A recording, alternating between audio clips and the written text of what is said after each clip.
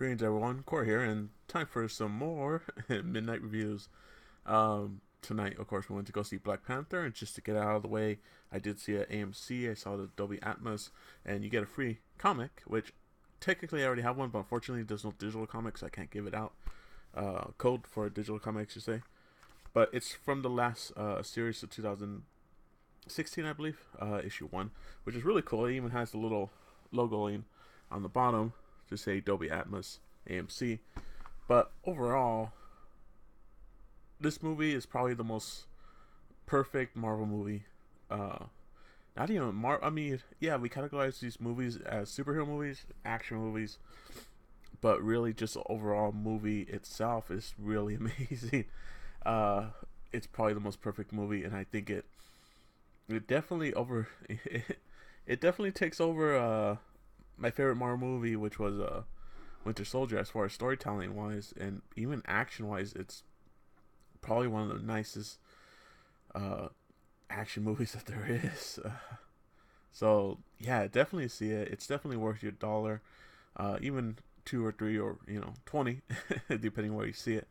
But yeah, seeing it in Dolby Atmos was pretty nice. It's nice hearing all the music. Everything just worked so well.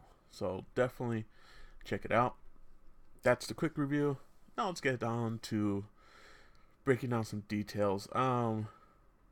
So pretty much, okay. So this is a story which it's pretty interesting to see because yeah, the Marvel movies don't necessarily follow comic book storylines. They do take you know bits and pieces here and there, and then they make their own, incorporating different things and adapting everything. So it's you could see it's different stories from different um, comics. Some of the main ones, where T'Challa has to pretty much go through the rite of being king. He's he is has to take like this uh, ritual where he has to pretty much defend his uh, right to the throne, pretty much. And so all the 5 tribes get to nominate a warrior, and they win, they become the Black Panther and the leader of Wakanda and stuff like that.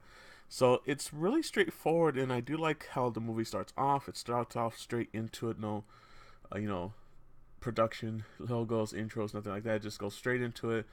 Get a little story, a couple minutes, and then you get the Marvel logo, of course, and then it just keeps going from there. And it's just the way that everything is paced is really amazing. It didn't feel like there was any downtime. It felt like every scene had its meaning. There was no use. There was no empty scenes, no fillers, no nothing. It's just straight. Everything had a meaning, and that's really impressive. I gotta say, considering how a lot of times you could cut stuff early on. The Black Panther movie kind of had a lot of issues, but then they got the director, and then they, you know, it was kind of quiet on a lot of it until you saw the first trailer, and it's like, okay, it looks pretty good. You know, it should be pretty good, and it just surpassed every expectation. I think. I definitely tried to stay away from any kind of spoilers, any reviews, which was really hard because, like in this last month, it pretty much been bombarded by everyone. So, mostly what I've been sticking to is just the trailers, even the trailers and some of the clips. Like I've been kind of been, you know, not focusing on them too much. I just the basic like 3 trailers that they released, and it's man, like I don't know what it was. I'm pretty sure like through, after the first half an hour, like I had a smile like on my face. I was just enjoying every single moment of this movie because it felt different. It felt, you know, it felt like watching your first superhero movie all over again, or seeing that one movie that just takes your breath away, that just opens your eyes to, you know, literally a whole new world that is coming into this Marvel Cinematic Universe after 10 years of running, and it feels so fresh. That was always the problem with some Marvel movies, is that a lot of people say that they kind of have like a formula and stuff, which yeah, it does, but this one, it doesn't feel like it's following a formula. It feels like its own thing, and that's pretty impressive. I gotta say, after 10 years of Marvel superhero movies, you throw something out there It's kind of like how Guardians, broke the cycle with their movie, just something new. It's like Logan breaking the whole X-Men's, superhero genre movie, pretty much open to something more than just, fighting and powers. um, this Black Panther movie, which I think initially nobody really thought it was going to be that great because of some of the movies that they're coming out with. I think after what they did to the Inhumans, I think it kind of got a little flack for it. But after seeing the first trailer, I think a lot of people had some really good high hopes for it, and it definitely paid off. I hope this movie does really great. I think it might be a little. I'm pretty sure there's people out there that's gonna find some issues with it somewhere. But honestly, even the nitpickers, even me, I couldn't find anything I did not like about this movie. I loved every single image, every single scene, every single dialogue. Just it's pretty goddamn near perfect. And the critic reviews and all that stuff, it's right. It's getting it, spot on. All the actors do amazing jobs. Nobody really feels like they're phoning it in. It just everyone gives the 1,000%. Michael B. Jordan as the bad guy, as Eric Killmonger, which they do change his origin story a little. So, like I said, they pick and choose things and then they adapt them to pretty much for the film. He was really amazing. I mean, you almost feel for the guy. You really, actually, you do feel for the guy. You don't just almost. You feel for the guy, And I try not to spoil. I don't want to spoil much, because a lot of people don't know Black Panther too well. So there's definitely some stuff in this movie that I do not want to spoil.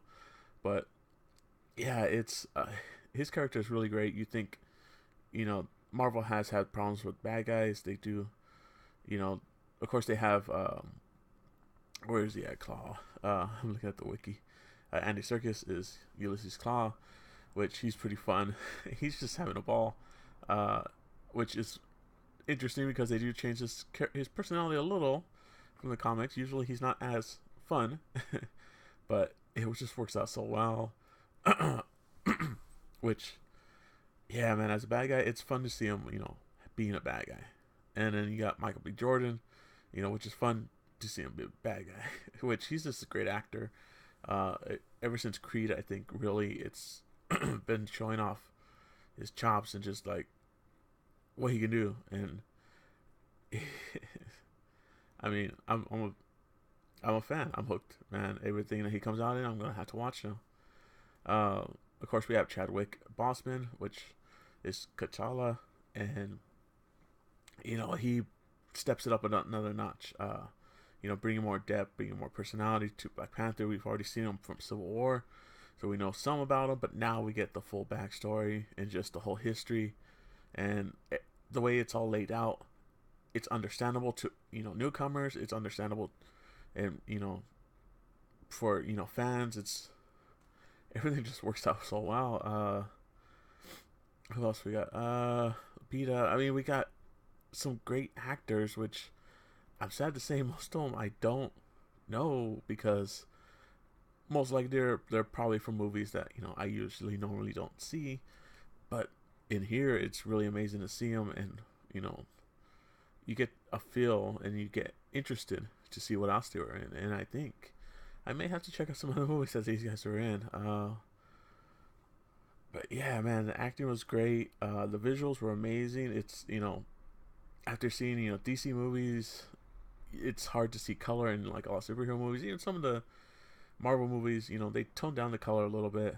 Of course, Thor Ragnarok, they really went out there with their color scheme. But even before that, even like Spider-Man, the reds were popped and everything, but everything else was pretty dull. But here, it's just vibrant, beautiful colors. The sceneries are always amazing. I mean, sometimes you get lost just looking at the background and almost forget to pay attention to the foreground. So it's really cool. I believe the director, Ryan Coogler, he hasn't directed too much, but every one of his movies have been pretty good. He did direct Creed, which, yeah, Michael B. Jordan, which, yeah, now he directed Black Panther. He also helped write both of those movies. He's only has like 6 titles under his name, and 3 of them are short. Or 7. He has 8. He has 7 directorial, uh, and then 1 upcoming, and 3 of them are short films or short, videos, and 1 of them is a TV series. So he has 3 movies he's directed. And I can say Creed and Black Panther are amazing. Granted, I probably should try to check out this Fruitvale station, because if this, if Black Panther and Creed are any kind of, testament to what he can do, I want to see more. I kind of want to see a Black Panther 2 movie. Honestly, I think this guy could do really well with the Inhumans. If they ever, actually make a movie with the Inhumans, he gets a really good. It's a really good balance of deep dialogue, but still making it relevant, and even throwing in some really good jokes, which I don't think there was any kind of like joke or any kind of thing that would make you chuckle that like didn't hit. There was no missed cues. There was just the way everything was delivered was smooth. It felt natural. Everything just felt right, and the music helped out a lot too as well. Every piece of music, everything that was created for here. There was a Kendrick Lamar song, I believe, that was made for this movie. I could be wrong. I didn't look into it too much because try not to spoil it too much. But all the music, of course, was more African ancestry, which has a lot of beats and drums, and everything just felt really great in the scenes that they played, and everything just amplified the scenes even more.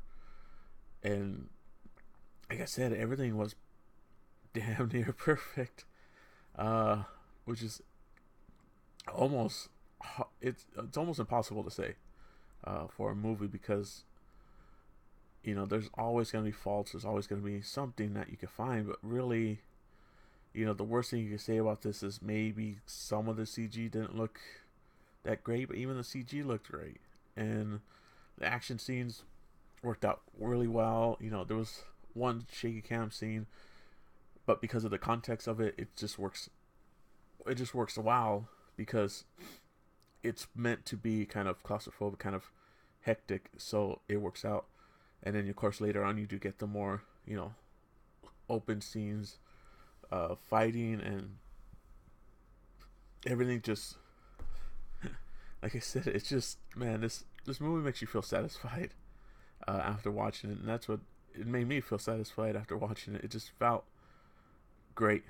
And if this is a taste of what Marvel has to bring for this year, or even this year in general for movies, I think coming out in February, some people might have not thought this was going to be that great of a movie, because February is a weird month to release a movie of this caliber.